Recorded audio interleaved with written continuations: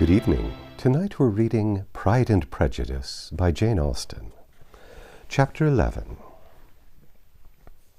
When the ladies removed after dinner, Elizabeth ran up to her sister and, seeing her well guarded from cold, attended her into the drawing-room, where she was welcomed by her two friends with many professions of pleasure.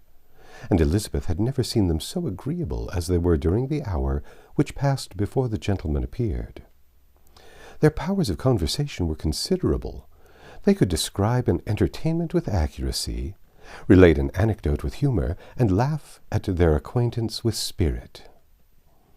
But when the gentlemen entered, Jane was no longer the first object. Miss Bingley's eyes were instantly turned towards Darcy, and she had something to say to him before he had advanced many steps. He addressed himself to Miss Bennet with a polite congratulation. Mr. Hurst also made her a slight bow and said he was very glad, but diffuseness and warmth remained for Bingley's salutation. He was full of joy and attention. The first half-hour was spent in piling up the fire, lest she should suffer from the change of room, and she removed at his desire to the other side of the fireplace, that she might be farther from the door. He then sat down by her and talked scarcely to anyone else. Elizabeth, at work in the opposite corner, saw it all with great delight. When tea was over, Mr. Hurst reminded his sister-in-law of the card-table, but in vain. She had obtained private intelligence that Mr. Darcy did not wish for cards, and Mr. Hurst soon found even his open petition rejected. She assured him that no one intended to play, and the silence of the whole party on the subject seemed to justify her. Mr. Hurst had therefore nothing to do but to stretch himself on one of the sofas and go to sleep. Darcy took up a book, Miss Bingley did the same, and Mrs. Hurst, principally occupied in playing with her bracelets and rings, joined now and then in her brother's conversation with Miss Bennet. Miss Bingley's attention was quite as much engaged in watching Mr. Darcy's progress through his book as in reading her own, and she was perpetually either making some inquiry or looking at his page. She could not win him, however, to any conversation. He merely answered her question and read on.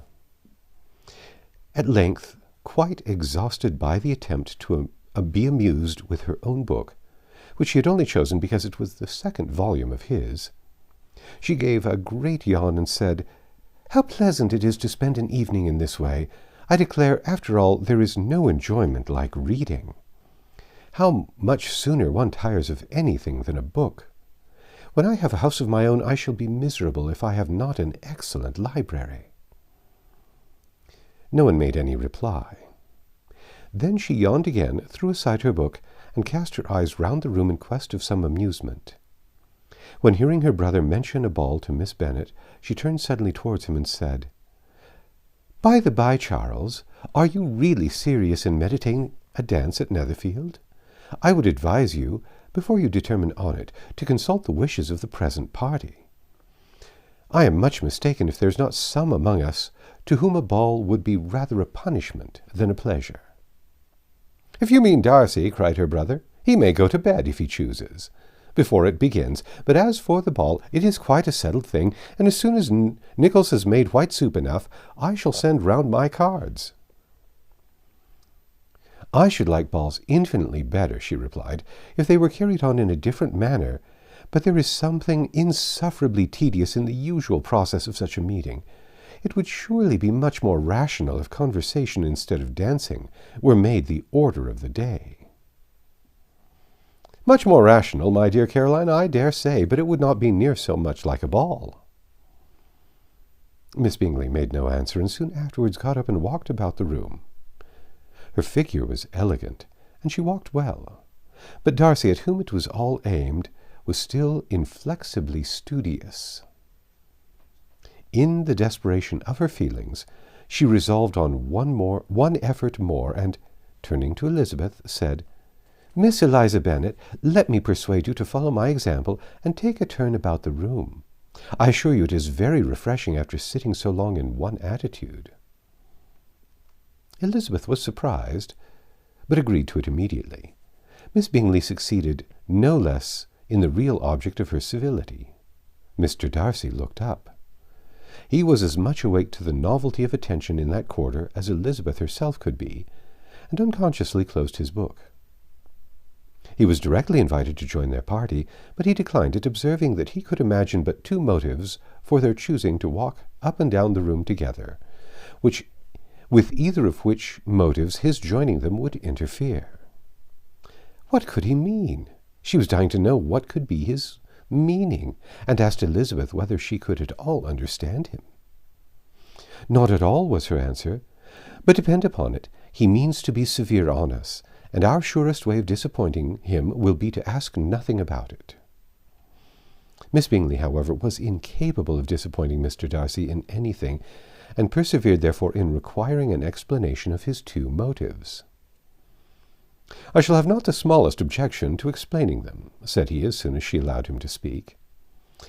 "You either choose this method of passing the evening because you are in each other's confidence and have secret affairs to discuss, or because you are conscious that your figures appear to the greatest advantage in walking. If the first, I should be completely in your way, and if the second, I can admire you much better as I sit by the fire." "Oh, shocking!" cried Miss Bingley. "I never heard anything so abominable. How shall we punish him for such a speech?"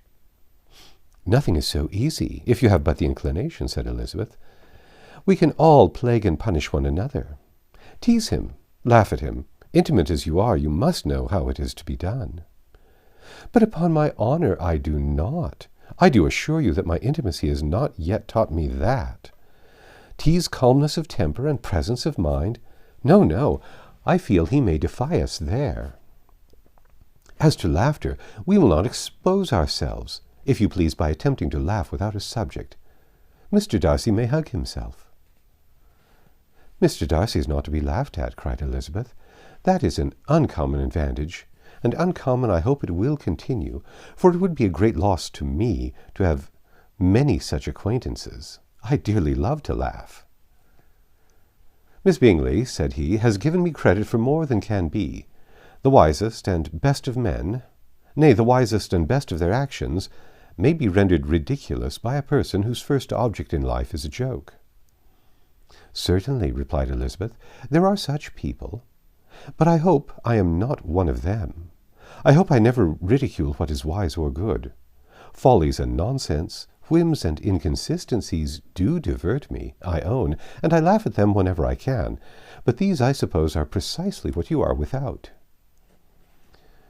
"Perhaps that is not possible for anyone, but it has been the study of my life to avoid those weaknesses which often expose a strong understanding to ridicule." "Such as vanity and pride?" "Yes, vanity is a weakness indeed. But pride, where there is a real superiority of mind, pride will be always under good regulation." Elizabeth turned away to hide a smile. "Your examination of Mr. Darcy is over, I presume," said Miss Bingley. "And pray, what is the result?" "I am perfectly convinced by it that Mr. Darcy has no defect. He owns it himself without disguise." "No," said Darcy, "I have made no such pretension. I have faults enough, but they are not, I hope, of understanding. My temper I dare not vouch for. It is, I believe, too little yielding, certainly too little for the convenience of the world. I cannot forget the follies and vices of others so soon as I ought, nor their offences against myself. My feelings are not puffed about with every attempt to move them. My temper would perhaps be called resentful. My good opinion, once lost, is lost forever." "That is a failing indeed," cried Elizabeth. "Implacable resentment is a shade of it in a character. But you have chosen your fault well. I really cannot laugh at it. You are safe from me." "There is, I believe, in every disposition a tendency to some particular evil, a natural defect, which not even the best education can overcome." "And your defect is a propensity to hate everybody. And yours," he replied with a smile, "is wilfully to misunderstand them." "Do let us have a little music," cried Miss Bingley, tired of a conversation in which she had no share. Louisa, you will not mind my waking Mr. Hurst?" Her sister made not the smallest objection, and the pianoforte was opened, and Darcy, after a few moments' reflection, was not sorry for it. He began to feel the danger of paying Elizabeth too much attention. That's the end of Chapter 11. Come back tomorrow and we'll read Chapter 12.